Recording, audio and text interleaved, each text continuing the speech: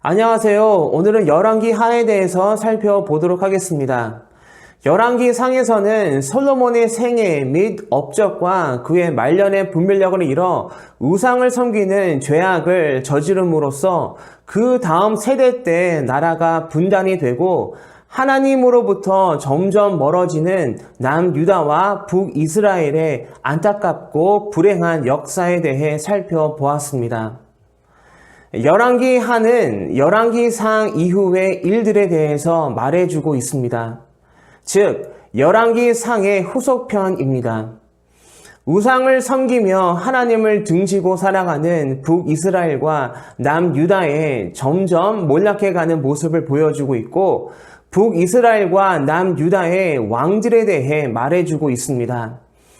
북이스라엘은 총 19명의 왕들이 다스렸는데 그 모든 왕들은 하나같이 다 하나님을 떠나고 등지며 우상 숭배의 길로 나아갔고, 그들 중 대표적인 악한 이스라엘 왕은 아합 왕이었습니다.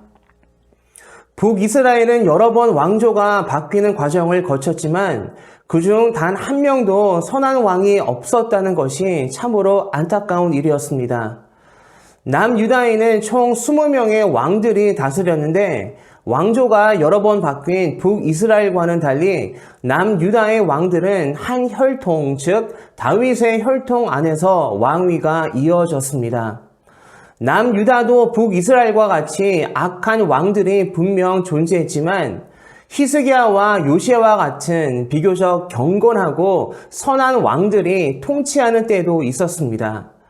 그리고 그때마다 거룩한 개혁이 이루어졌지만 그때뿐이었지 시간이 지나면서 남유다는 다시 죄악의 길로 나아갔고 결국은 북이스라엘의 악한 길을 따라가게 되었습니다. 열왕기상 시대에 활동했던 대표적인 선지자는 엘리야였던 반면에 열왕기하 시대에는 엘리야의 제자 엘리사의 사역과 활동이 부각이 됩니다.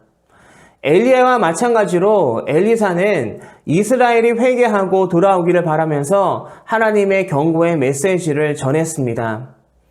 북이스라엘에서 활동했던 엘리야와 엘리사뿐만 아니라 하나님께서는 여러 선지자들을 보내셔서 하나님의 백성들이 회개하고 돌아오기만을 간절히 바라셨습니다. 그렇게 하나님께서는 오래 참으시며 인내하셨습니다.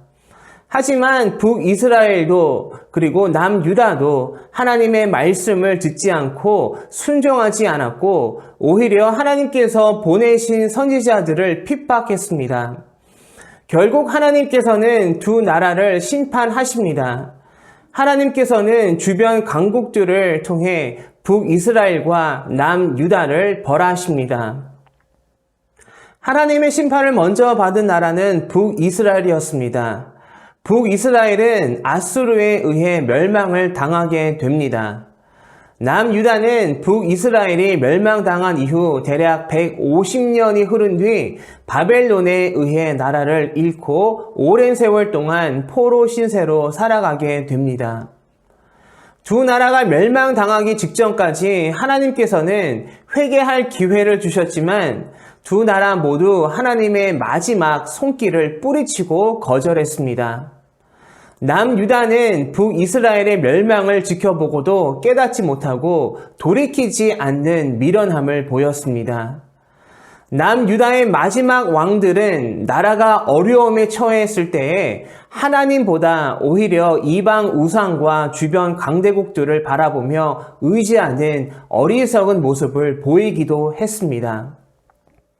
열왕기하는 바벨론에게 멸망당한 남유다 백성들이 바벨론으로 포로로 잡혀가는 내용과 그 이후 남유다에 일어난 사건들, 그리고 유다 왕 여호야긴이 석방되면서 앞날에 대한 희망을 암시하며 열왕기는 마치게 됩니다. 열왕기상에 대해 살펴보면서 열왕기서가 나라를 잃고 포로로 살아가는 남유다 백성들을 위해 쓰여졌다는 사실을 나누었습니다.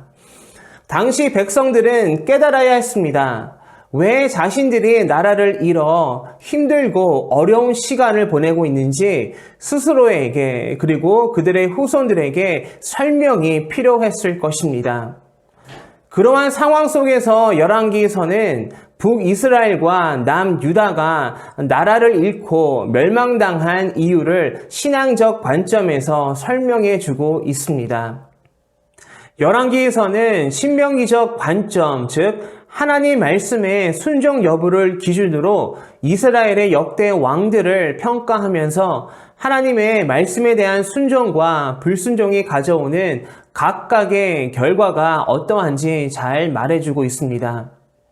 그것은 즉 하나님의 말씀에 순종하면 하나님의 축복을 받고 하나님의 말씀에 불순종하면 멸망의 길이 기다리고 있음을 보여주고 있는 것입니다.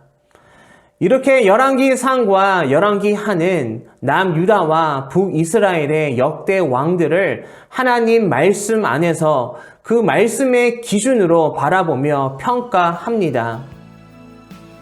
열왕기 하를 읽고 묵상하실 때에 우리 자신도 한번 돌아보는 시간이 되기를 바랍니다.